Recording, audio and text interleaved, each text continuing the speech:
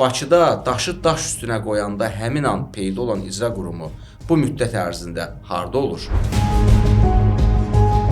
Yəqin sən də gündəlik olaraq görürsən də, qanunsuz fərdi ev, qanunsuz belə deyək, obyekt tapıldı, aşkarlandı, söküldü. Burada belə bir sual, yəni mənə də maraqlıdır. Belə düşünürəm ki, bizi izləyənlərə də maraqlıdır.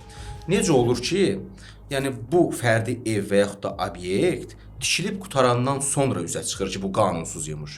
Yəni bu vaxta qədər bunun daşı tökülür, bu vaxta qədər bunun torpağında deyək, ətrafı hasarlanır, nə bilim beton gətirib tökürlər. Hamı gözünü yumur keçir.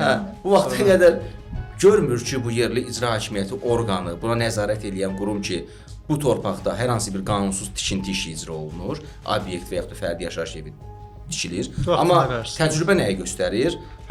Obyekt tikilib və yaxud da fərdi yaşayış evi tikilib, hazırdır, üstü vurulmaq ərəfəsinə çatır, buradan bir dənə traktoru çağırırlar, onu sökün. Başlayırlar bunu sökməyə.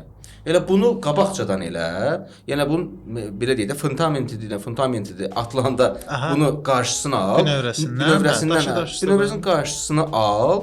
Bu vaxtı həmin daşı daş üstünə qoyub belə deyək də onu ev halına gətirən adam da ziyan çəkməsin, bilsin ki, qanunsuz iş görür. Sən də öz işinə vaxtında nəzarət elə. Yəni Bakıda daşı daş üstünə qoyanda həmin an peyda olan icra qurumu bu müddət ərzində harda olur? Deməli burada nə var? O var ki, nələrsə hansısa qurumlara zamanında çatmayıb. İndi özüm bilində nə edirəm.